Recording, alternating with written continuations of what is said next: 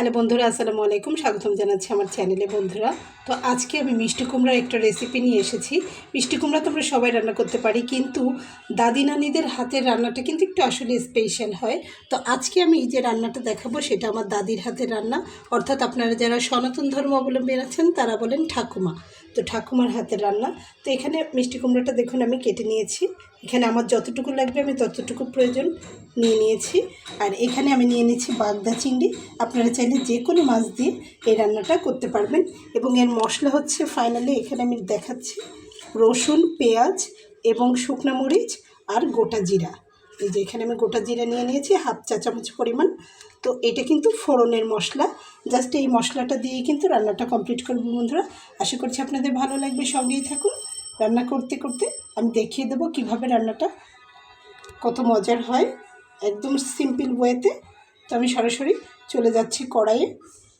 তো আমি এখানে কড়াইটা গরম করে নিয়ে তাতে তেল দিয়ে নিচ্ছি। তেলটা একটু পরিমাণে বেশি যাবে।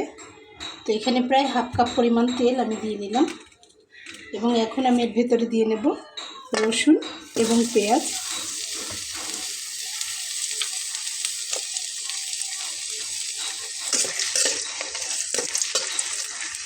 ঠিক এভাবে একটু ভেজে নেব। তো রসুনটা কিন্তু আমি খুব ভালো ছিলিনি, খুব ভালো করে ছেলার কোনো দরকার নেই।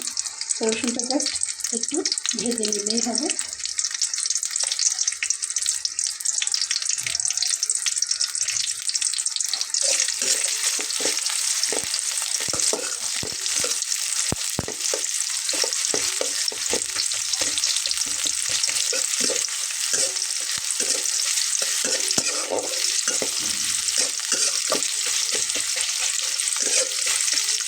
তো বন্ধুরা, এটাকে কিন্তু একদম গোল্ডেন করে ভেজে নিতে হবে।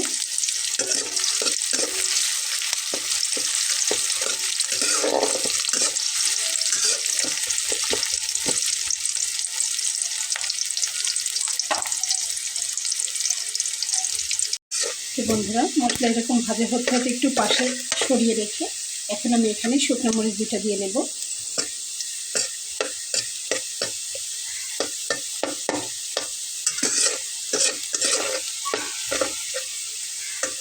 শুকনো মরিচটা ভাজা হবে, এই ফাঁকে আমি জিরাটা পেঁয়াজের উপরে দিয়ে নেব, যাতে করে জিরাটা ভাজা হয়ে যাবে কিন্তু পুড়ে যাবে না। এবং চুলার আঁচটাকে কমিয়ে দিতে হবে। তো এটা আমার তুলে ফেলার সময় হয়ে এসেছে।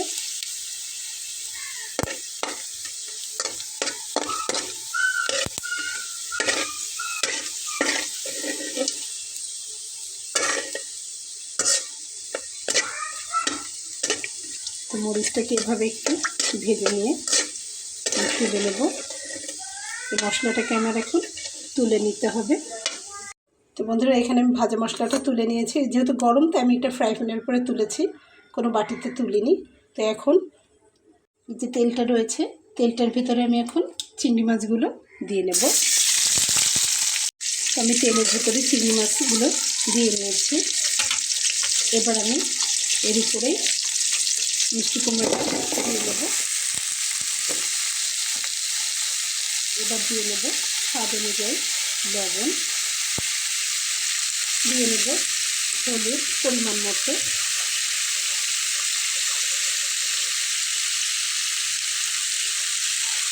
আর দিয়ে নেব সামান্য একটু লাল মরিচের গুঁড়া।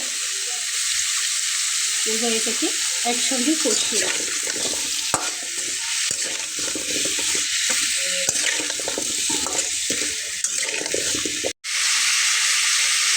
তো আমি এটাকে খুব ভালোভাবে কষিয়ে নিচ্ছি। আপনারা চাইলে কিন্তু অন্য যে কোনো মাছ দিয়ে রান্না করতে পারবেন। দারুণ মজার কিন্তু তরকারিটা।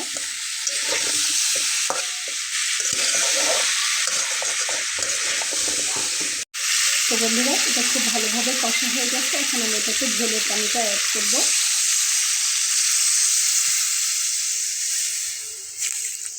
তো ঝোলের পানিটা কিন্তু একবারে দিয়ে নিতে হবে, যতটুকু ঝোল আপনারা রাখতে চান।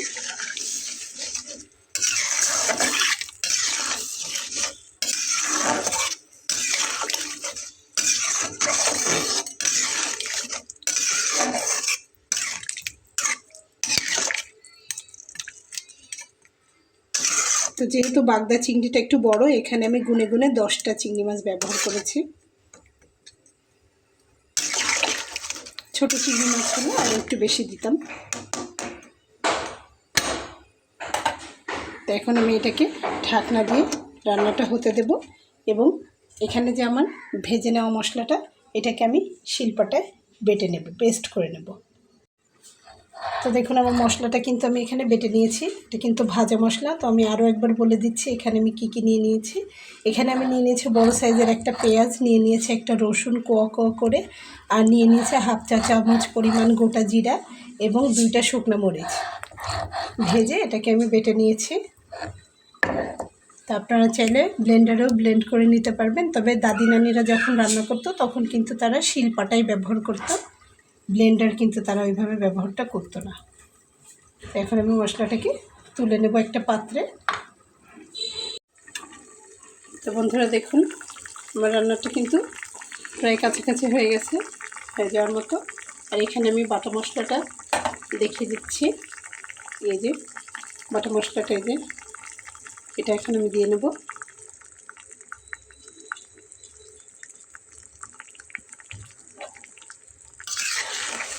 এবং এটাকে খুব ভালো করে সাথে মিলিয়ে দেব।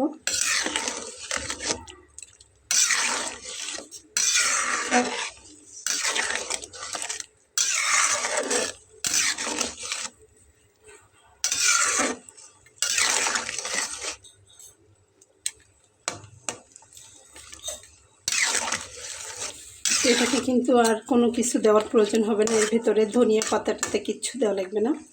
তো বন্ধুরা এখন এটাকে আমি 10 থেকে 15 মিনিটের জন্য জাল করে নেব, তারপরে কিন্তু আমার রান্নাটা কমপ্লিট হয়ে যাবে। তো এই পর্যায়ে এসে আপনারা কিন্তু লবণটা একটু চেখে দেখতে পারেন।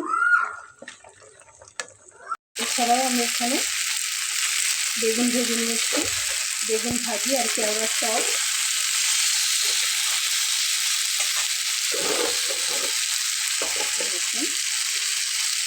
বেগুন ভাজাটা আমার হয়ে যাচ্ছে, একদম মনের মতো গলে গিয়েছে। তো বন্ধুরা দেখুন আমার রান্নাটা একদম কমপ্লিট হয়ে গেছে, এতটুকু ঝোল আমি রাখবো। তো আমি এখন আমার বাচ্চাকে খাবার দিব। আমি রান্না করে সর্বপ্রথম আমার বাচ্চাকেই খেতে দিই,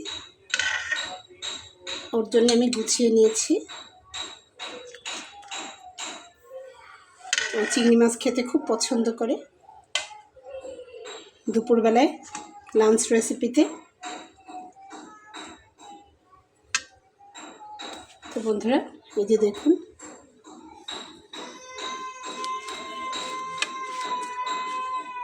তো বন্ধুরা এখানে আমি নিয়ে নিয়েছি তরকারিটা, আর এখানে আমি ভাত এবং একটা ভাজি, সঙ্গে আমি এখানে শাপলা ভাজি করেছিলাম।